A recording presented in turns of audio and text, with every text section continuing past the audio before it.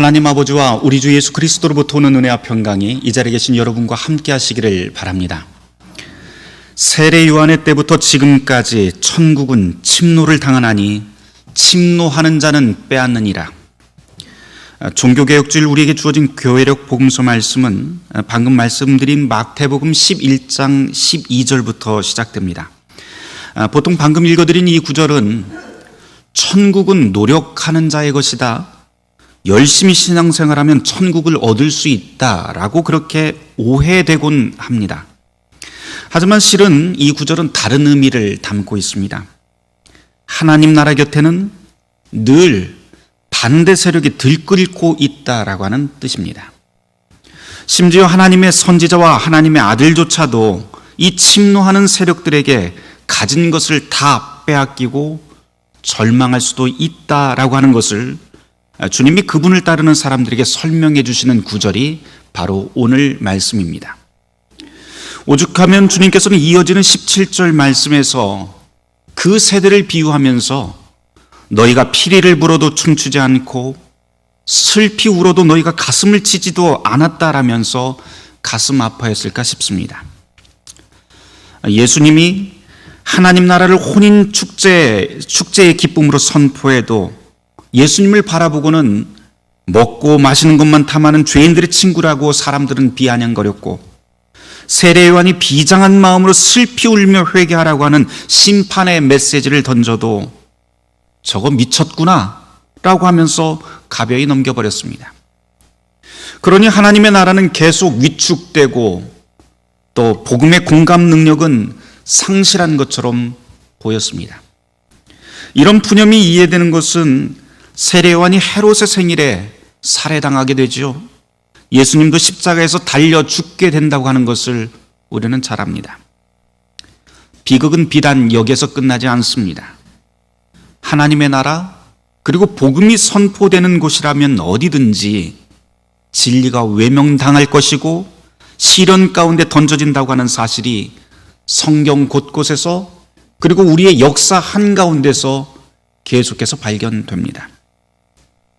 하지만 이게 끝이 아니지요. 성경의 말씀을 그리고 교회의 역사를 긴 호흡으로 우리가 읽게 된다면 우리가 마지막이라고 절망했던 그 자리가 바로 하나님의 능력이 시작하는 자리라고 하는 것을 다시 발견하게 됩니다. 십자가의 죽음과 부활의 사건이 바로 그 징표가 됩니다.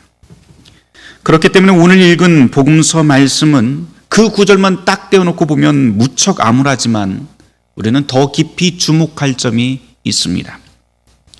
우리가 사는 세상은 분명히 냉소적이고 변하지도 않을 것 같은 그런 암울한 세상입니다. 우리는 그 한가운데서 살아갑니다. 하지만 그렇게 딱딱하게 굳어버린 이 세상을 뒤흔드는 복음이 우리 가운데 임했다라고 하는 것이 주님의 말씀이지요. 그래서 주님은 귀 있는 자는 들으라 라고 그렇게 말씀하십니다. 귀 있는 자는 들으라 라고 하는 이 주님의 말씀이 저에게는 딱딱하게 굳어버린 우리 자신 그리고 지금껏 당연하다고 생각하면서 살아왔던 내 주변의 모든 것들을 다시 한번 돌아보고 진지하게 질문하면서 거기 숨어 계신 하나님과 거기 담겨 있는 진리를 다시 찾아보라 라고 하는 말씀으로 들립니다. 나는 누구인가? 우리는 누구인가? 교회는 도대체 무엇인가? 예배란 도대체 무엇인가? 나는 왜 예수를 믿고 있는가? 등등 어쩌면 우리에게 너무나도 당연하게 질문 없이 오왔던 모든 것들이지만 이런 질문을 진지하게 던지는 순간 우리에게 새로운 세계가 열리게 될 것입니다. 누군가는 이런 물음 자체가 시간 낭비고 부질없다고 조롱하고 무시할 수도 있습니다. 하지만 결코 그렇지 않습니다.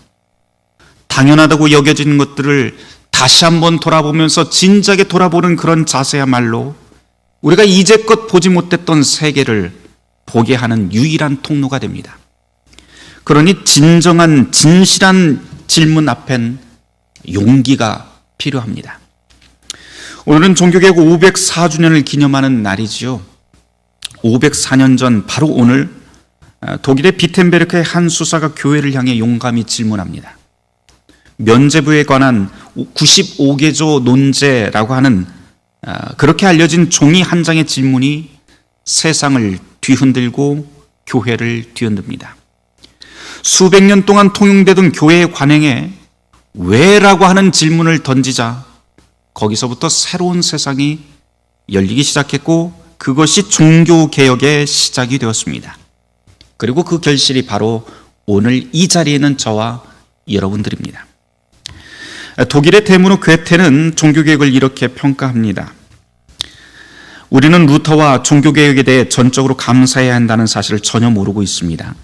우리는 정신적인 편협함의 사슬에서 자유케 되었고 우리의 근원으로 돌아갈 수 있게 되었으며 기독교라고 하는 그 순수함 속에서 모든 역사와 문화를 이해할 능력을 갖게 되었습니다. 우리는 하나님의 땅에 발을 확고하게 딛고 서 있을 수 있는 용기를 그리고 성령 받은 인간 본성 안에서 스스로를 느낄 수 있는 용기를 다시 갖게 되었습니다. 1831년 괴테와 에커만이라고 하는 사람의 그 대화 가운데 나오는 말인데요. 우리는 늘 이 종교개혁이라고 하는 말을 하면서 종교와 교회 차원의 일로 이 사건을 제안하지만 이 종교개혁은 교회 담장을 훌쩍 넘어버린 사건입니다. 정치, 경제, 문화, 정신 영역까지 모든 영역에 걸쳐 그 영향이 감지됩니다. 그런데 그렇게 위대한 사건이라고 부르는 이 종교개혁은 사실 종교개혁의 단초가 되었던 95개조의 내용을 보면 그리 거창한 내용들이 아닙니다. 그것은 그 안에는 지극히 작은 진리 하나를 담아놓은 질문지였는데 그 질문을 한마디로 요약하면 이런 말이 됩니다. 하나님은 하나님이고 인간은 인간이다. 하나님 앞에 모든 인간은 죄인이고 죄인인 우리 모두는 모두 다 하나님 앞에서 평등하다. 교황도 이름 없는 수사도 고기를 써는 푸죽간 주인도 아이의 똥기저귀를 빠는 여인도 모두 다 하나님 앞에서 똑같이 귀하고 평등하다. 그런데 지금 우리의 교회는 왜 이렇게 되어버린 것인가? 라고 하는 질문을 던진 것이 바로 95개 논제입니다. 이 루터의 물음은 나중에 모든 세례받은 사람의 만인사제직 그리고 모든 세속 직업도 거룩한 성직이라고 하는 직업 소명론 이런 곳으로 퍼져나가게 되고요. 여기서 새 시대를 여는 자유와 평등 사상 그리고 공교육의 그런 중요성 같은 곳으로 확장되기 시작합니다. 종교개혁의 위력은 앞서 말씀드린 대로 루터와 루터교회를 넘어서 잠시 후에는 장로교회 그리고 영국의 성공회의 개혁을 촉진했고 뒤이어서 감리교회를 비롯한 모든 개신교회가 끊임없는 개혁을 이루는 원동력이 됩니다. 교회의 영역에만 제한된 것도 아니지요. 서구사회 인권사를 획기적으로 바꾸었다고 평가받는 프랑스의 시민혁명도 사실 알고 보면 이 종교개혁이 다른 얼굴로 드러낸 것이라고 할 수 있습니다. 그런데 이 종교개혁의 역사를 들여다보면 오늘 복음서 본문이 겹쳐 보입니다. 16세기 상황은 하나님의 나라와 복음이 침노당하고 그 끝이 보이는 것 같았습니다. 하지만 하나님의 나라는 오히려 새로운 세계, 새로운 창조를 시작하게 됩니다. 제가 종교개혁 줄이면 이 종교개혁이라고 하는 말도 하지만 복음혁명이라고 하는 말을 잘 쓰곤 합니다. 그러다 보니 어떤 분들이 저에게 아니 종교개혁이면 종교개혁이지 왜 무슨 복음혁명이에요? 라고 묻곤 하더라고요. 제 사무실에 가보면 서재에 책꽂이가 있는데요. 책꽂이 한편에 보면 색깔 고운 책들이 한편에 쭉 이렇게 모아져 있는 게 있습니다. 소천하신 주대범 장로님이 오래전에 저에게 선물하신 함석헌 전집인데요. 여러 이유로 제가 무척 아끼는 책 모음입니다. 거기 보면 이 함석헌 선생님이 1961년 8월에 쓴 인간혁명이라고 하는 글이 있습니다. 당시 이군 사령부 부사령관이었던 박정희 소장이 혁명군을 만들어서 정권을 장악하게 되죠. 그러면서 소위 인간개조라고 하는 구호를 내걸게 됩니다. 그런데 이 함석헌 선생이 그 인간 개조라고 하는 말을 딱 듣고 글을 쓰는데요, 진정한 인간 개조는 어떠해야 하고 어떤 것이어야 되고 그것이 얼마나 어려운 일인지 밝힌 글이 바로 인간혁명이라고 하는 글입니다. 여기서 함석헌 선생은 혁명이라는 단어를 이렇게 풀어냅니다.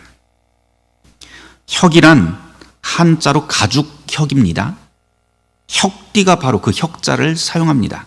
그런데 진짜 허리띠가 되려면 동물은 죽어야 되고, 죽어야 되는 것도 당연하지만 죽은 동물의 가죽을 벗겨낸다고 해서 그것으로 바로 혁띠가 되지 않습니다.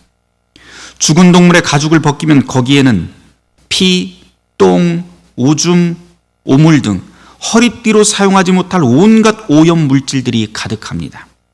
그래서 이것을 물에 삶고 소독하고 필요에 따라서는 약품 처리도 하고 그 후에 사용에 알맞게 두들겨 패고 무두질하고 칼로 다시 재단하는 과정이 필요합니다. 그런 후에 가죽은 제대로 된 가죽 본연의 모습과 질감, 그리고 바람도 통하고 튼튼한 혁띠가 되는 법입니다. 이것이 바로 혁명이 가진 혁자의 본뜻입니다. 마땅히 죽어야 하고 씻겨야 하고 무드질도 해야 되고 칼로 다시 재단돼야 합니다. 그 다음 붙는 말이 목숨 명자입니다. 모든 오물덩어리들을 제거하고 물에 삶고 칼로 재단을 한 다음에야 가죽은 쓸모 있는 가죽이 됩니다. 바로 그 가죽으로서 진짜 생명을 갖게 됩니다. 진짜 생명의 가죽이 되기 위해서는 반드시 오물덩어리들이 제거되고 잘라내져야 됩니다. 그래야 비로소 가죽이 됩니다. 있는 모습 그대로, 알고 있는 지식 그대로, 전통으로 이어받았다고 하는 것 그대로 가지고 있다면 그것은 피나 똥, 오줌이 묻어있는 쓸모없는 가죽이고 거적대기 시체의 일부일 뿐입니다. 지금 있는 그대로의 모습, 알고 있는 지식의 답습, 사람을 바라보고 종교 생활하는 것, 그것은 피, 똥, 오줌이나 다름없고 이것만을 답습하고 지키는 것은 거짓 신앙입니다. 종교개혁, 복음혁명, 예수의 복음이란 이런 거짓 신앙에서 뛰쳐나가는 것입니다 라고 그렇게 설명합니다. 이 함석헌 선생님의 그 글을 보면은요, 예수님의 복음, 복음혁명, 그리고 종교개혁을 한마디로 뭐라고 하냐면 지금 있는 그들의 모습을 답습하고 지키는 거짓 신앙에서 뛰어나가는 것이라고 그렇게 정의합니다. 그런데 사실 이런 틀을 벗어나기란 혁띠를 만들어서 그 안에 생명을 불어넣는 것처럼 쉽지도 않다고 또 설명을 하시더군요. 그런데 그런 통념, 그런 거짓 신앙에서 벗어나려고 한다면 제일 먼저 해야 할 일이 바로 자기 자신을 돌아보고 질문해라 라고 또 말씀합니다. 이 시간 우리의 교회와 신앙에 대해서 좀 진지하게 좀 물어봐야 됩니다. 교회 다니는 사람들에게 당신은 신자지요? 라고 하면 예 라고 답합니다. 그러면 신자들에게 당신이 믿는 사람이냐고 물어보면 다들 그렇다고 하는데 그럼 그렇게 말하는 신자라고 하는 근거가 무엇이냐고 물어보면 교회 교인명부에 내 이름이 있다는 것을 뜻하고 교회에서 주관하는 각종 예배와 모임에 열심히 출석한다고 하는 뜻이고 날마다 성경 보면 목소리 높여 기도한다는 것이고 헌금 열심히 하고 구제사업 열심히 하는 것이라고 말합니다. 그런데 딱 거기까지입니다. 오늘날 신자들을 향해서 당신이 예수 믿는 목적이 무엇이냐고 물어보면 대답하기를 죄사함을 입어서 영생에 들어가기 위해서라고 말합니다. 그러나 그 속내를 들춰보면 성경이 우리에게 가르치고 있는 영생과는 참으로 거리가 멉니다. 지금보다 생활이 더 나아지기 위해서 신자가 된 것이고 남의 신용을 얻기 위해서 신자가 된 것이고 자기 인격 수양을 위해서 믿는 자가 더 많습니다. 그 증거로 우리는 믿는다 하면서도 자기 죄 때문에 슬퍼하거나 애통하는 사람들이 없습니다. 우리는 여전히 죄라고 하면 살인, 강도나 사기 같은 법률상의 죄목으로만 알고 있을 뿐 그런 죄목이 없으면 내가 바로 의인이라고 그렇게 착각하면서 삽니다. 기도할 때 습관처럼 나는 죄인이라고 고백하지만 실은 기도가 끝나고 고개를 드는 순간 내가 죄인이라고 하는 생각은 추호도 하지 않습니다. 영생을 원한다고 기도하고 말은 하지만 그 영생을 어떻게 이해하고 있는지 제대로 후벼보면 노인들에게는 좀 더 살아야겠다는 욕심 그 이상도 이하도 아니고, 젊은이들에게는 그저 내용 없는 습관성 교회의 문법 정도로 알고 있습니다. 복받게 해달라고 기도하는 모습을 보면 불신자들이 세상에서 누리는 모든 것들을 털끝만한 것까지도 안 빼놓고 다 누린 다음에 천당 가서 불신자들이 못 누렸던 것들, 못 가졌던 복락을 한 가지 더 얻어야겠다라고 하는 것이니, 사실 어찌 보면 영생을 빈자한 욕심의 변태가 오늘 우리의 신앙이 아닌지 돌아보게 됩니다. 또 우린 말끝마다 교회 성장과 발전, 하나님의 영광을 말합니다. 하지만 그렇게 말하면서 교회와 또 하나님의 뜻으로 세워졌다고 하는 교단에서조차도 신앙보다는 사업수단이 훨씬 더 중요하고, 그렇게 사람들이 몰리고 하나님의 나라에 대한 비전보다는 숫자와 그래프를 향한 믿음이 더욱더 확고합니다. 실제로 이런 것들이 신앙이라고 하는 이름으로 우리 주변을 견고하게 둘러서 있습니다. 이런 우리의 상황을 오늘 복음서의 말로 빗대면 하나님의 나라가 침노당하고 있다라고 말을 할 수가 있습니다. 그런데 문제는 침노당하고 있는 이 천국의 모습, 하나님의 나라가 침노당하고 있는데도 불구하고 그 누구도 그 위험을 느끼지 못하는 상황이라고 말을 할 수가 있습니다.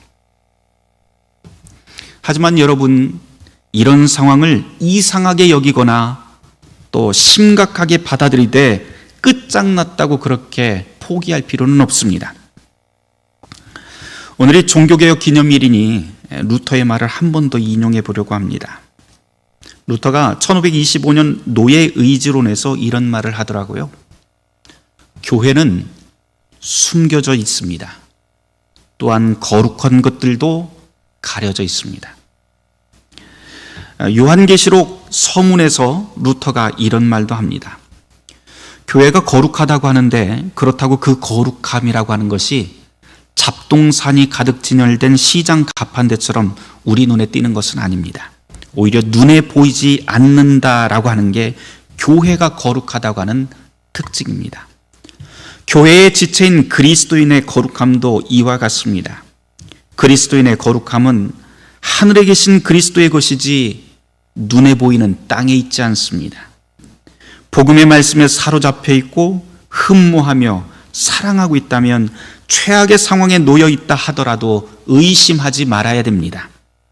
숨겨진 교회의 방식대로 그리스도께서 숨겨진 모습으로 나와 여러분과 함께 하십니다 라고 말입니다. 개혁자가 이 복음에서 깨달은 바대로 한다면 사실 온갖 추문과 분열이 우리 주변을 덮을 수도 있고, 그로 인해서 신실한 교회와 신자들은 분노하고 의심하며 절망할 수 있습니다. 하지만 그것으로 모든 것이 끝났다고 판단하기는 아직 이릅니다. 복음은, 그리고 우리의 하나님은 이런 결함과 모순 뒤에 교회를 감추어 놓으셨기 때문입니다. 문제는 눈에 보이는 현실 앞에서 우리는 바보가 되기도 하고 잘못된 판단도 할 수 있다는 데 있지요. 하지만 개혁자의 말대로 참된 그리스도인은 그 자신 역시 감추어져 있는 사람입니다. 그래서 우리 안에 그리스도와 연합한 우리의 모습들을 발견하면서 살아야 됩니다.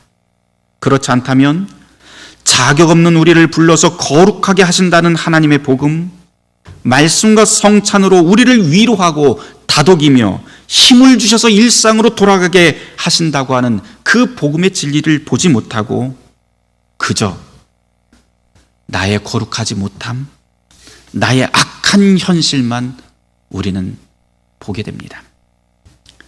그리스도인으로 산다는 것, 그것은 어쩌면 복되고 영원한 약속이라고 하는 한편, 그리고 그 반대편은 끔찍한 우리의 현실에 관한 한편, 그 양편 기둥에 줄을 달아놓고 외줄을 타는 고개사의 삶인지도 모릅니다. 줄 위에 올라서 발밑에 외줄만 바라보면요, 불안하기 짝이 없는 게 우리의 현실입니다. 그러나 숨어 계신 하나님, 우리 안에 감춰진 그리스도를 신앙의 눈으로 바라본다면 우리가 서 있는 이 신앙의 외줄은 우리의 생명을 끊어놓으려고 하는 외줄이 아니라 오히려 우리를 구원하는 생명줄이 될 것입니다. 사랑하는 성도 여러분, 천국이 침노당할 때라도 놀라거나 두려워하지 마십시오. 하나님이 함께 하시면 우리의 모든 마지막은 새로운 시작이 됩니다. 이 복되고 새로운 시작이 저와 여러분 가운데 가득하길 주님의 이름으로 축원합니다. 모든 지각에 뛰어난 하나님의 평강이 그리스도 예수 안에서 너희의 마음과 생각을 지키시리라. 아멘.